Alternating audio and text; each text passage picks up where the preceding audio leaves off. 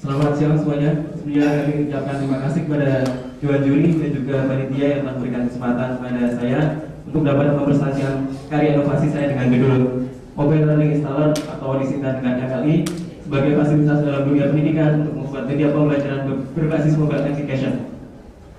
Dalam ajang Festival Pemuda Berprestasi Tech 2010 Kemenpora. Sebelumnya perkenalkan, nama saya Mas Parmanto, mahasiswa Fakultas Teknik Universitas Negeri Yogyakarta. Teknologi saat ini berkembang sangat pesat, termasuk di dalamnya adalah telepon seluler. Dan bagaimana perkembangan telepon seluler di Indonesia saat ini? Tercatat jumlah penggunanya adalah sekitar 180 juta atau 60% populasi dari seluruh penduduk Indonesia. Dan bahkan Indonesia tercatat sebagai terbesar nomor 6 untuk pengguna telepon seluler sedunia. Sedangkan untuk penggunanya sendiri adalah siswa, pendidik, dan kalangan akademis. Dan bahkan survei menunjukkan bahwasanya tingkat pendidikan handphone di tingkat siswa itu sangat tinggi sekali. Kemudian fasilitas yang dimiliki oleh siswa tersebut juga tidak kalah menarik. Dia sudah ada fasilitas untuk connect dengan internet, sudah ada fasilitas video, musik, dan lain sebagainya. Tetapi dengan tingkat kepemilikan telepon seluler yang sangat tinggi tersebut tidak menjamin pendidikan di Indonesia itu semakin maju. Hal ini adalah muncul sebuah permasalahan. Yang pertama yaitu pelajar menggunakan telepon seluler pada saat proses belajar mengajar. Seperti yang kita ketahui bersama dan sering kita lihat pada saat jam belajar mengajar seperti itu, ternyata masih banyak siswa yang masih bermain SMS, main online, Facebook, Twitter, dan sebagainya, sehingga muncul permasalahan yang kedua yaitu mengalihkan perhatian dan mengganggu konsentrasi belajar, sehingga hasil dari proses belajar mengajar tersebut tidak menjadi maksimal dan hasilnya kurang bagus. Sehingga dari dua permasalahan tersebut ada permasalahan yang yaitu bagaimana telepon seluler yang ada saat ini yang jumlahnya sangat banyak itu difungsikan atau dimaksimalkan agar dapat menunjang ataupun melengkapi fasilitas media pembelajaran yang ada, sehingga nantinya telepon seluler tidak hanya menimbulkan efek negatif tetapi juga ada efek positifnya seperti itu. Kemudian muncul sebuah istilah yang namanya adalah mobile learning. Mobile learning adalah media pembelajaran yang dapat diakses menggunakan sebuah handphone atau telepon seluler seperti itu. Kemudian muncul juga permasalahan dari mobile learning ini, itu hanya dapat dibuat oleh orang-orang yang benar-benar memahami tentang bahasa pemrograman handphone, atau bahasanya itu disebut dengan pemrograman Java seperti itu. Sehingga pada tahun-tahun ini ada muncul software simulasi ujian nasional berbasis mobile application. Kemudian ada juga dari P4 Matematika itu mengeluarkan mobile application tetapi tentang matematika.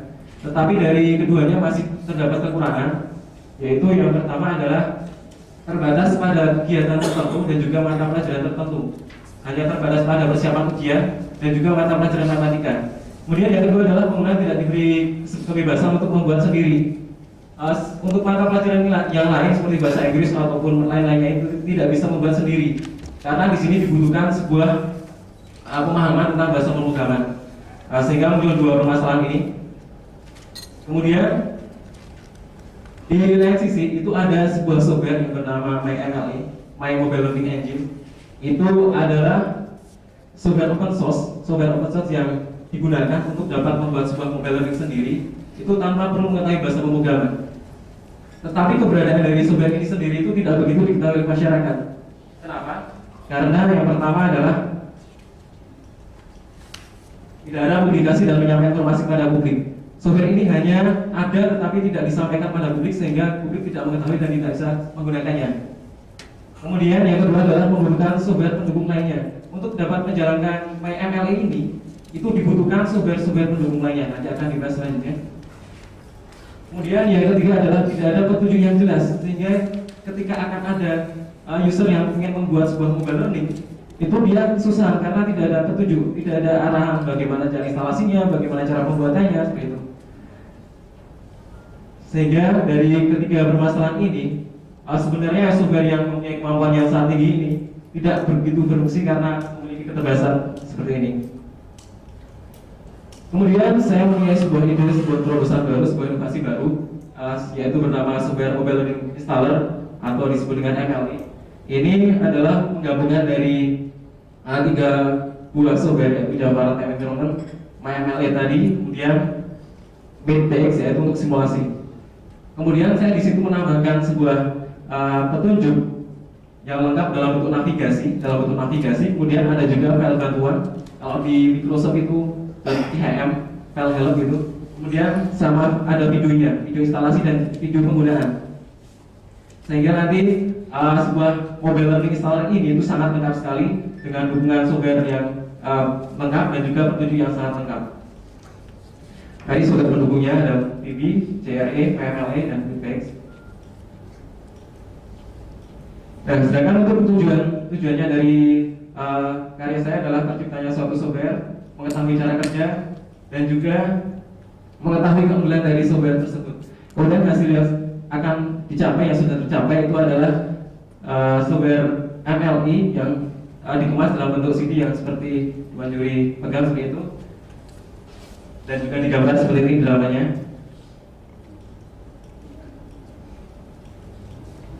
Kemudian untuk sasaran dari penggunaan mobile learning ini adalah seluruh kalangan akademis, kalangan di dunia dalam dunia pendidikan yang berkecimpung untuk masalah pendidikan. Kemudian untuk biaya pembuatannya ini sangat murah sekali, hanya dibutuhkan untuk investasi awal alat seperti komputer untuk pemrogramannya dan juga printer. Kemudian untuk produksi untuk setiap kali satu CD-nya itu hanya dibutuhkan sebesar Rp5.500. Sehingga sangat ekonomis sekali, nanti proses pendistribusiannya sangat gampang, harganya terjangkau, dan mudah-mudahan tetap sasaran. Ya, itu saja yang dapat saya sampaikan. Terima kasih. Baik, terima kasih Pak Imam. Silakan.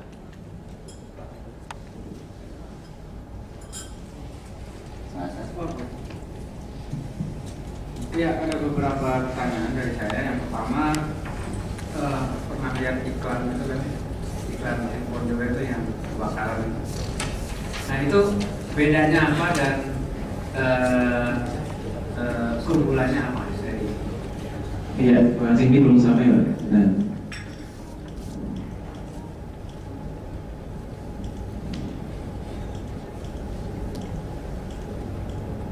Baik, kalau untuk yang iklan yang handphone terbakar itu kebetulan saya juga belum tahu.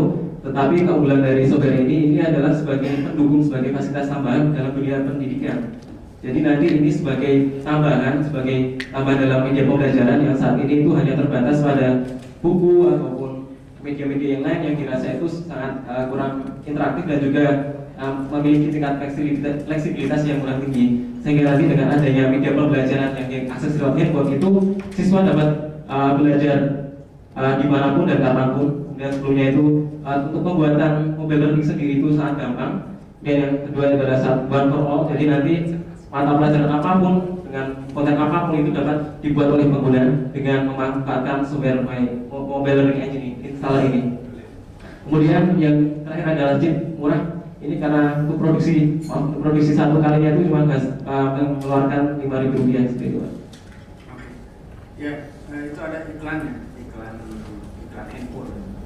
Ya, iklannya bercerita bahwa ada anak sekolah yang raportnya kebakaran, merah semua gitu ya. Nah, itu akhirnya ada handphone yang berisikan tentang learning. Nah, belum tahu ya. Belum tahu. Saya juga belum lihat sih, cuma ikut iklannya doang.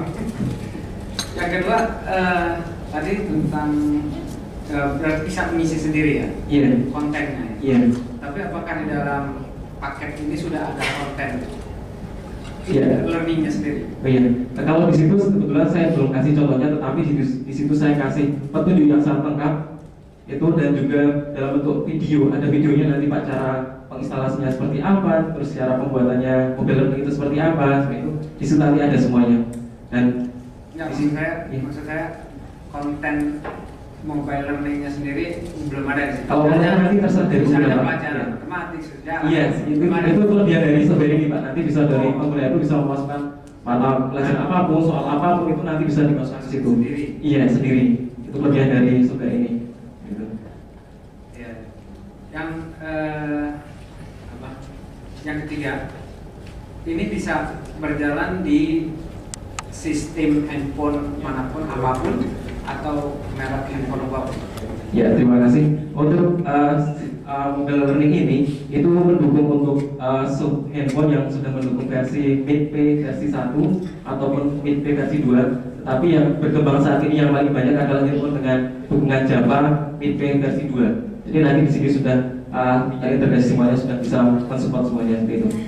Oke, terima kasih. Ya. Terima kasih Pak Tauhid. Sedikit saja meneruskan bahasan tadi. Anda sudah pernah mencobakan beberapa orang ini? Ya, terima kasih Pak. Untuk mencobakan, saya kebetulan kemarin berkunjung ke sekolah SMK Negeri 2 Depok Selimangi Yogyakarta, salah satu favorit STM di Jogja. Ya. Itu kemudian saya ke sana untuk mencobakan sumber. Ada videonya juga.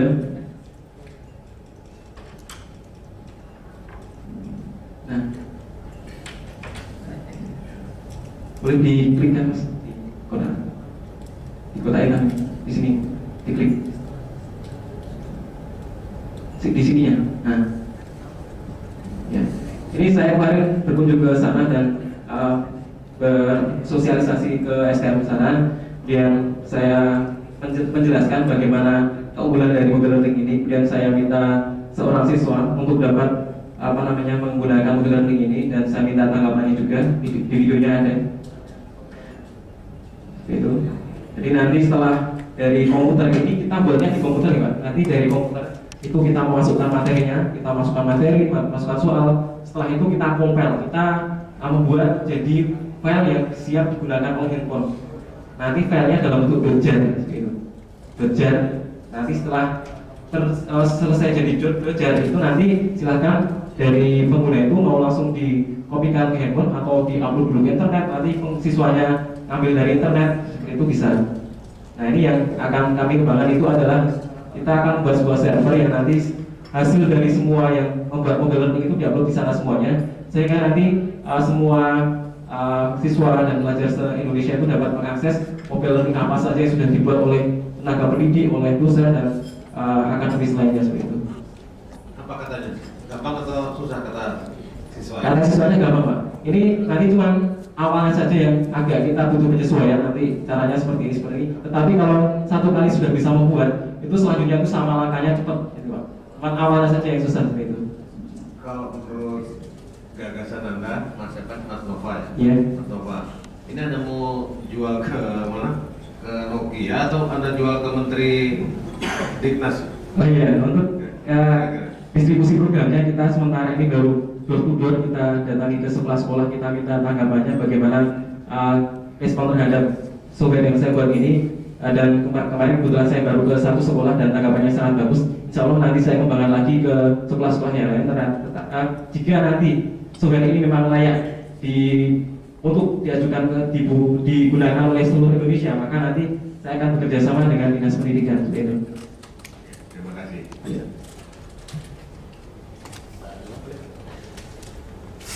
Terima kasih. Menurut saudara, apa kira-kira kelemahan dari software ini?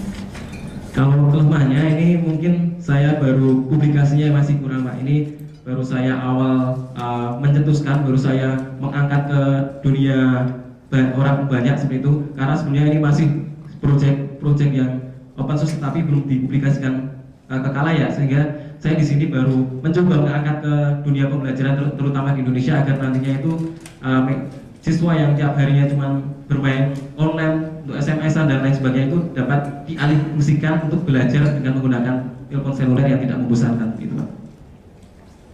Mengalihkan perhatian ke dari misalnya game dan sebagainya, itu adalah persoalan tersendiri menurut saya. Apa yang akan dilakukan untuk mengubah mindset atau kebiasaan seperti itu? Oh iya, terima kasih. Nanti dari tampilan yang dibuat ini itu tidak tidak terlalu menjemukan. Nanti di situ kita dari fungsi yang ada di software ini itu sangat banyak sekali. Nanti dari pengguna bisa membuat soal dengan tipe single choice, dengan multiple choice, dengan materi yang bisa dimasukkan gambar, handphone dan sebagainya. Jadi nanti kreativitas dari penggunanya yang akan memotivasi peserta didiknya agar tidak jemu, tidak bosan menggunakan software itu. Jadi kesimpulan kelemahan dari software Anda apa? Kelemahannya berdiskusi masih kurang seperti itu, Pak. Kalau untuk sumbernya sendiri itu sudah saya kira sudah sangat bagus sekali. Nanti sudah lengkap dari komputer awal itu yang orang nggak tahu sama sekali. Nanti setelah software ini dimasukkan di komputer itu akan muncul tampilan, boleh di back Mas. Nanti akan muncul tampilan awal itu, di situ akan ada membaca navigasinya, apakah di komputer itu sudah terinstal software pendukung atau belum. Kemudian apakah sudah ada software CRE, sudah ada software VPX dan lain sebagainya. Jika nanti ternyata belum ada, di sana akan muncul. Nah, kalau tidak ada tampilannya.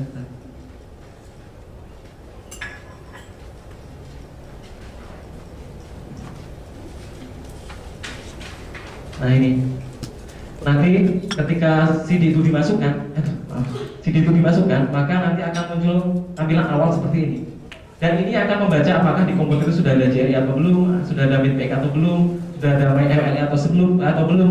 Ketika di situ belum ada, maka tombol ini akan aktif. Jadi nanti pengguna harus menginstal ini dulu, baru menginstal ini. Jika ternyata di komputer itu sudah ada, maka dia tinggal ada fungsi satu, yaitu menjalankan PMLE.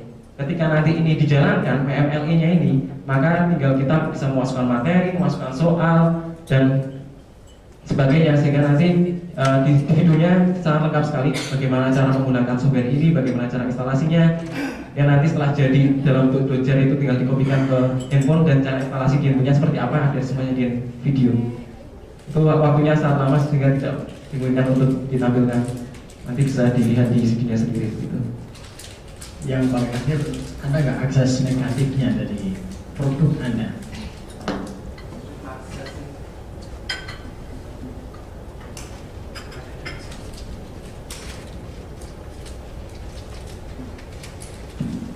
Baik, terima kasih. Untuk akses negatifnya itu kita karena penggunaannya belum begitu banyak yang menggunakan, jadi saya sendiri masih belum tahu bagaimana nanti kira-kira dampak negatifnya seperti itu. Soalnya saya harapkan di sini tidak ada dampak negatif, tetapi dampak positif yang muncul seperti itu dengan adanya software ini. Ya. Sudah, Pak. Baik, terima kasih. Kritik saya itu tadi diagram Anda ya, yang 1, 2, 3, jawaban Anda itu pembuatan software itu tidak menjawab persoalan yang pertama, karena tadi mengalihkan perhatian bukan jawaban dari software ini menurut saya. Software ini dikembangkan ya untuk meningkatkan kefungsian handphone ya, sebagai apa namanya, terminal mobile. Saya sangat mengapresiasi, tapi gini pertanyaan saya, ini nanti kan sebenarnya handphone akan banyak ya. Ya, saat ini sudah banyak Pak. Platformnya yang Anda tuju itu yang mana? Kalau untuk yang ini, untuk mobile learning ini, asalkan handphone itu berwarna, itu kebanyakan sudah mendukung untuk MidPay versi 2 seperti itu. Jadi hampir dipastikan sekarang itu pelajar mulai dari tingkat SMP, SMA, mahasiswa itu semuanya memiliki handphone, dan kualitasnya juga tidak mengecewakan, dan kualitasnya juga memiliki high end seperti itu. Sudah warna, sudah dukungan kamera, sudah koneksi internet dan lain sebagainya. Yang melanjutkan pertanyaan Pak Rami tadi, yang akan Anda sasar nanti itu lebih ke Kementerian Pendidikan atau ke kelompok seperti Nokia? Menurut Anda? Kalau ini menurut saya ini baru mau ke Dinas Pendidikan, tetapi kemarin ada yang mengadakan seperti itu, saya juga mengajukan, tetapi masih belum final projectnya, jadi belum saya ajukan lagi. Tetapi untuk dari jangka waktu dekat itu saya akan mengajukan ke Dinas Pendidikan seperti itu. Ini kan kalau software kita termasuk hak cipta ya. Iya. Anda akan klaim atau biarkan saja? Ya, ini masih untuk hak cipta itu prosesnya kemarin sangat panjang, sehingga ini nanti masih butuh beberapa tahapan pengujian lagi yang sebelum nanti akhirnya saya ajukan hak cipta. Tetapi jika nanti pengujiannya ini berhasil, insya Allah saya ajukan hak cipta seperti itu. Baik, terima kasih. Kita berikan aplaus.